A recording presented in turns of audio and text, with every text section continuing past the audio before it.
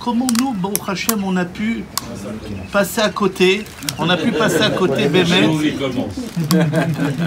On a pu passer à côté, et j'ai compris une chose, c'est que Bémet, avec Rabbi Israël, c'est que Rabbi Israël était complètement transparent. Il n'existait même pas. Tout ce qui sortait de lui, ça n'était que du Rabbeinu. Il n'a rien intercepté entre le tzaddik et nous. Il a laissé complètement le tzaddik. Tandis qu'en fait, les autres, ils volent le tzaddik, ils le volent. Ils le volent. Comment c'est possible qu'un bonhomme, au lieu d'être directement chez Rabbeinu, il va s'intéresser à un personnage rempli de mensonges qui l'empêche en vérité Bémet de se rapprocher de Rabbeinu?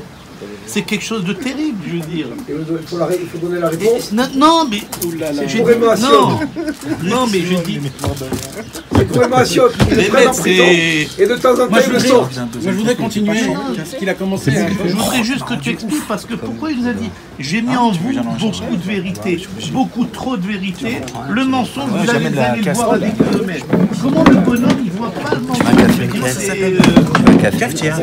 Des gens qui vivaient à l'époque de Rabbi Israël, ils n'ont pas été avec Rabbi Israël.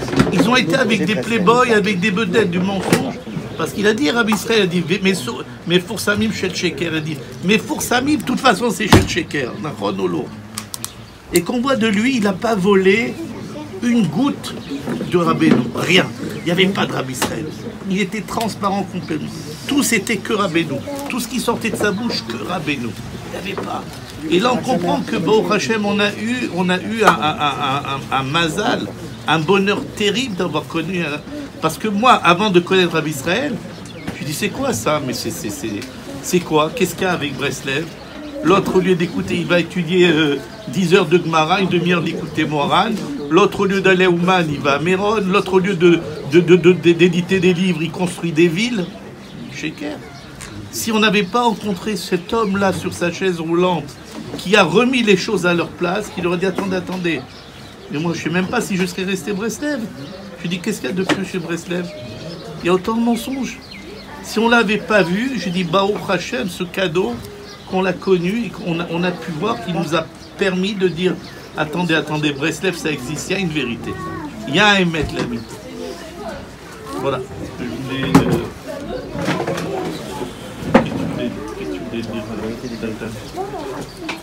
Déjà, il y a une question dans cette parole. Rabbeinu, il dit comme ça en hébreu, Natati lachem emet yoter midai. Ça existe un emet yoter midai. Emet, plus tu en donnes, mieux c'est. C'est quoi? Yoter midai, il n'y a pas yoter midai de emet. Natati lachem yoter midai emet. Mais pour samim shel sheker lotisbelu lirotam. Vous ne pourriez pas supporter de regarder des vedettes. Mais il n'y a pas de yoter midai de emet. Le emet, plus tu en donnes, mieux c'est. Alors c'est quoi le mot yoter midai que Rabbeinu l'a dit? Eh bien, il y a un point, peut-être on ne fait pas très attention, mais malheureusement, beaucoup de gens dénigrent un petit peu, sans faire exprès, le Ibé Anachal. C'est quoi le Ibé Anachal? Les gens ils vont dire c'est des lettres qui ont été écrites à un président. Et bon, c'est une compilation de Sifrei Rabbeinu un petit peu que Rabbi Israël il a fait à sa guise.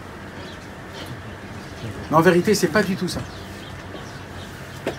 Il y a une parole que j'ai entendue de Aaron Patz qu'il avait dit. Il avait dit comme ça: tout ce que Rabbi Nathan n'a pas pu écrire dans l'Ikuta Halachot à cause de la Marloquette, Rabbi Israël l'a écrit dans le Ibé Anachal. Comme ça, il a dit. Et ça, c'est écrit à la fin du Chaim Moran, Mefourash, à la fin. Dernière page, dernière sikha. Vous savez que dans le Chaim Moran, il y a 613 paroles. C'est le livre Mamash des mitzvot du Ham Israël. 613, il y a 613. Le dernier, la 613, il dit Mefourash Rabbi Nathan. Tout ce que je vous ai écrit ici, ce n'est encore rien de ce qui s'est vraiment passé, mais j'étais obligé de mettre ma main à ma bouche pour me taire à cause de la marloquette. Comme ça, Mefourash, je dis Rabbi Nathan. Et Rabbi Israël, il a continué le Chaim Moran en écrivant le Ibé Anachal. Alors maintenant, tu vas poser la question, mais Rabbi Israël, il n'a pas inventé aucune parole. Donc tout ce qu'il a écrit, c'est des choses qu'ils ont déjà écrites. Non. Mais là, il y a une saveur. Vous savez, demander à un chef une recette de cuisine, ça sert à rien la recette. C'est de savoir quand il faut mettre la chose, avec quoi, comment. Parce que ça aussi est très important. Ça, quand on met le sucre, quand on met le lait, quand on met le beurre. Tu peux pas tout prendre, tout mettre et après faire.